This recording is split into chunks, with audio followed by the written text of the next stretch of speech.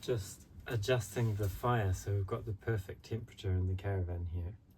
It's been quite a cold day with a lot of wind, actually, a very strong wind, so keeping the temperature right inside has been important because I am a tall person. I'm also Vata constitution in Ayurveda, and Vata is all about dryness and airiness, what's fine, what's subtle, what's light, and also what's dry and airy. So that means when it's windy and cold and dry, that's something that really aggravates my body and means that I can start feeling a lack of balance inside because of the environment that's outside.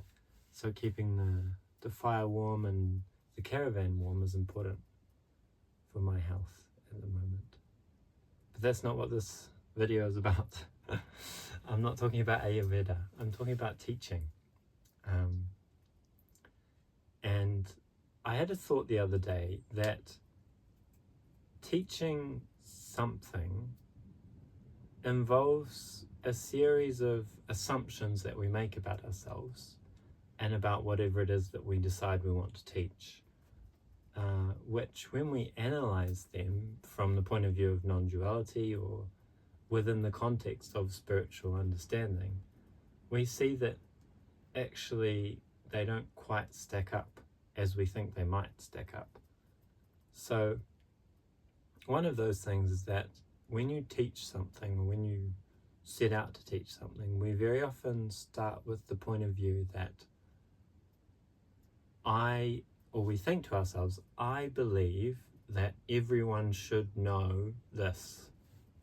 That's one possible premise or statement. I believe that everyone should know this, so I should teach it, or I'm going to teach it, so that I fulfill my belief and desire that everyone should know this particular piece of information.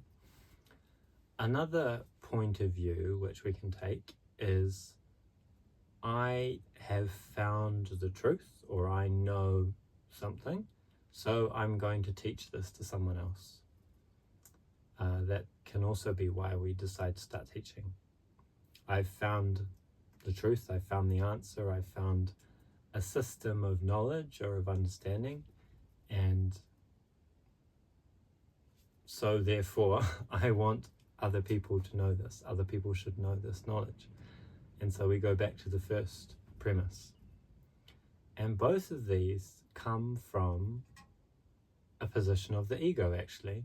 And when we look into it, firstly, I believe other people should know this. Who am I to think that I know what's best for other people? The I that's here, the ego, the I, the mind, what is in Sanskrit called the ahamkara, the I maker, has come up with this idea of I, and this idea of I has an idea that I know what's best for other people and that I should go out there and teach it to them and tell them what I think they should know. And that, when you put it in that perspective, seems like a very egotistical activity rather than teaching as being an act of service, or teaching as being something which simply flows from the divine. And if we look at the other premise or idea that I had, I've found the truth, again, there is this I which has decided I have found the truth, and I have found a single knowledge system or a way of being or a process or a method or a set of concepts, and this particular thing is the truth. It is what it is, and these concepts are correct and right, and most often everyone should believe that, or other people should believe that. Some group of other people should also believe that the concepts that I have are right and correct. And this also, like I said, comes from a place of ego, and it also comes from a place of separation. It comes from a place of this is truth and this is falsehood. This is righteousness, and this is not. Because when you make a teaching of some kind, you obviously distinguish between the right point of view, right view, and wrong view. And this means that you end up creating dualities in your teaching. You end up reinforcing your ego as a teacher, and I'm not sure whether you get anywhere in the end, because teaching shouldn't be an egotistical activity, and teaching shouldn't be an act of separation either. Because within this whole concept, if we break down the concept of teacher, what is teacher? Teacher involves teaching, the act of teaching. It involves a person who identifies as teacher. But for that person to identify as teacher, he, she, or they need a student. I'm not sure if there can be teachers without students. Maybe you're just a teacher. You teach the air. That doesn't really work. There has to be something which validates the position of teacher, which is student, which is someone which seeks something, which comes for something, which desires knowledge or concepts or understanding. And it's actually that, the student, that validates the teacher's position as a teacher. But from the moment we have that separation between teacher and student, then we have duality. Instead of having grounded relations between people where we're simply sharing experience, we're sharing what this particular consciousness witnesses in life. We're sharing the poetry, we're sharing the what happens in the Gestalt, what happens in my lived experience. Instead of sharing that, we're sharing what we think is right based on concepts or theories or knowledge or mind. And that reinforces teacher-student behavior. So, and teacher-student behavior is exactly this kind of duality, this kind of I'm up here, you're down there, I know something, you don't know something, therefore I need to tell you, I need to push something out from me onto you so that you have whatever I think you need to have. And it's precisely that relationship that I'm trying to question and understand, how it works, what happens, and whether that relationship is a fruitful, a beneficial, non-dual relationship, whether it's something that's actually based on duality and based on ideas of the ego. And I think that's what I'm coming up with now, is this is something that's really based on the ego. It's based on the I maker, having an idea of something, having an idea of truth and of identity, and then a desire to project that out onto the world or onto others. And so if we don't do that, if I'm not a teacher, then how is it that I can describe what I'm doing in the world of separateness, in the world of relations, in the world of the fact that things have names, and that is table, that is chair, that is fire, these are pants, this is a turtleneck shirt. In the world, that world there, how can I be more specific about what it is that I want to do as a position? Because we have to recognize, as non-dual Tantra teaches us, that we have duality, we have non-duality, and we have the whole thing of both. And all of that exists, right? There is this world of duality, of concepts, of separateness, of identification, of this as this and this as this. And there also is the reality which which is realized through a pathway of awakening, which is the fact that there is no separation, and this is just all consciousness vibrating. This is all just energy, matter and energy, energy which is condensed into matter.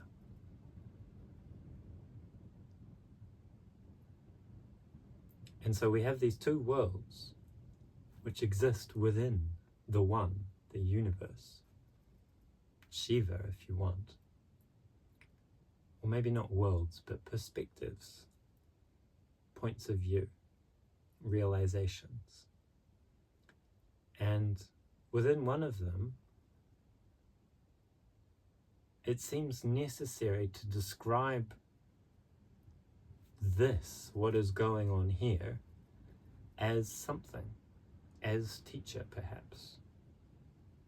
But teacher seems to involve this relationship of pushing out the truth on someone instead of just having a very horizontal relationship of sharing, instead of having a circle whereby each and every individual within this perspective of duality comes out with a testimony of what this witness consciousness is witnessing. What does that mean? This sounds kind of abstract. If we imagine a circle and we've got people who are all describing what is going on for them. How is it with this body, thing, mind, spirit, soul? What is going on? What is present? What is being witnessed? That is just as much teaching from truth as someone standing at the front and saying, I have discovered that the truth is that everybody should wear red socks on Sunday because that's a great idea.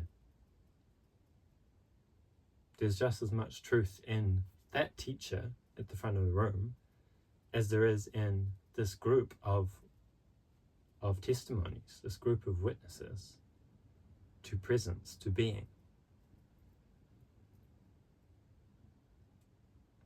So I really question how to talk about being a teacher, how to talk about being maybe I'm a facilitator. This I thing facilitates. Facilitates spaces where testimonies can be shared. But what does that mean? No one understands that. It sounds abstract. It sounds weird. It sounds unfamiliar. So we get into this complex, and I'm sure many people get into this of, I want to be specific and I want to be right, just with my words, but then I get into a whole complexity of things which in the normal world, let's say, in the normal everyday life and use of language, is actually not recognized and difficult to understand. And I really feel this tension within myself of, I want to be precise, I want to be poetic, I want to be creative, and I want to name things properly. Because if I'm going to go into the whole game of naming things and believing in separation and this is that and that's that, then I should kind of do it in the most proper way that seems possible for this thing and this witness of the world. Otherwise, this is not a vessel of truth. This is just a vessel following convention of naming, following convention of understanding, following convention, social convention of difference and not of unity, and not of realization, and not of the truth that is this witness.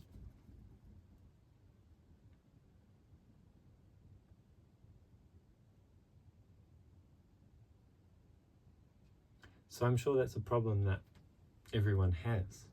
Well, not everyone, but some people, maybe.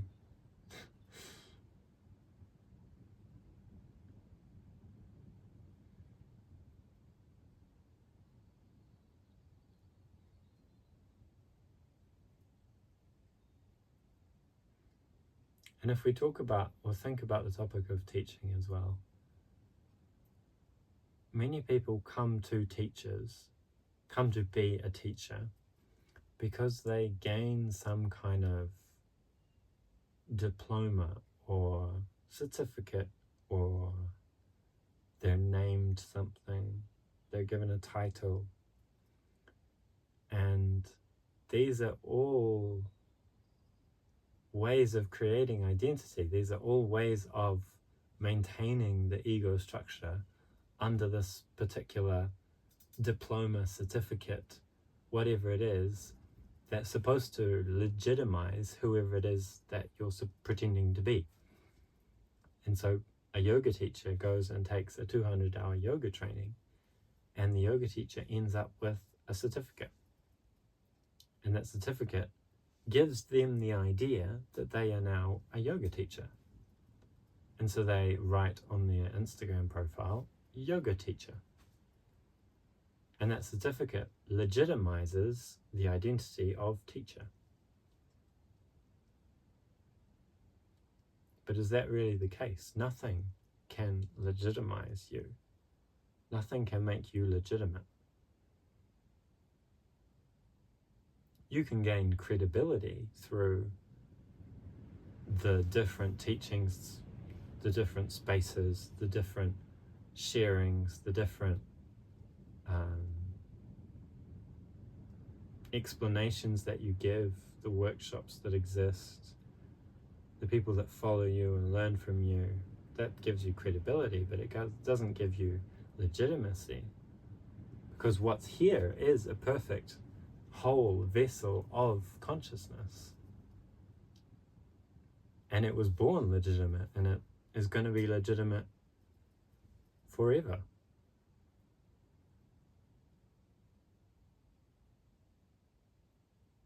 So it's not these kind of certificates or teachings or trainings which make us legitimate. They simply give food to the ego as an idea. I am now this.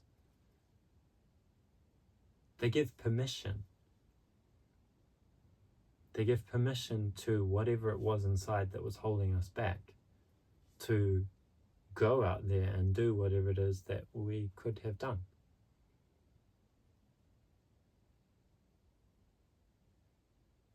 And in saying that, doesn't mean everyone should become a yoga teacher with no understanding of yoga, with no realization of the unity which is yoga, because that's not the case. And it wouldn't be fun, and it wouldn't be interesting if everyone was a yoga teacher, because they didn't need legitimacy anymore. Legitimacy is about freeing ourselves from the idea of legitimacy. Is about freeing ourselves from the idea that we need validation from a particular social system to be able to live and express the truth of this, the truth that flows through me. And we say in non-dual tantra that we have Shiva and Shakti, these two kind of cosmic principles. We have the matter, and we have the energy that flows through the matter. We have this body here, and we have the Shakti that is flowing through this body and creating stuff. And there's an ego which can get in the way and can say, I need legitimacy because I need a diploma, which then labels me officially teacher. And that means that I can go and teach.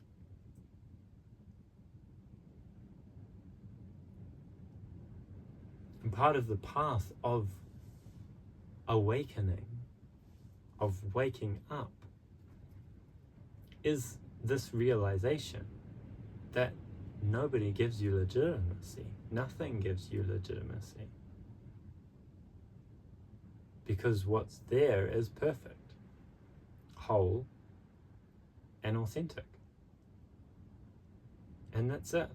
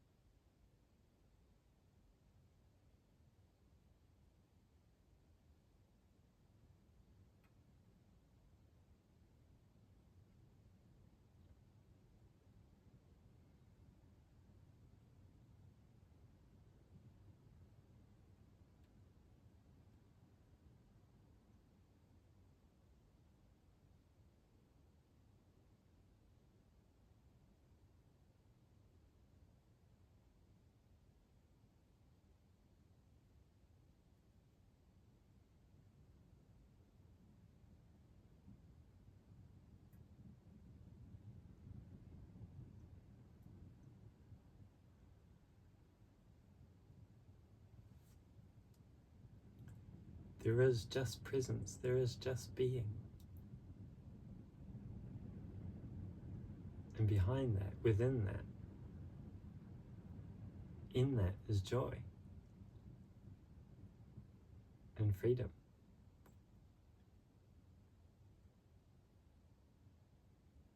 Namaste.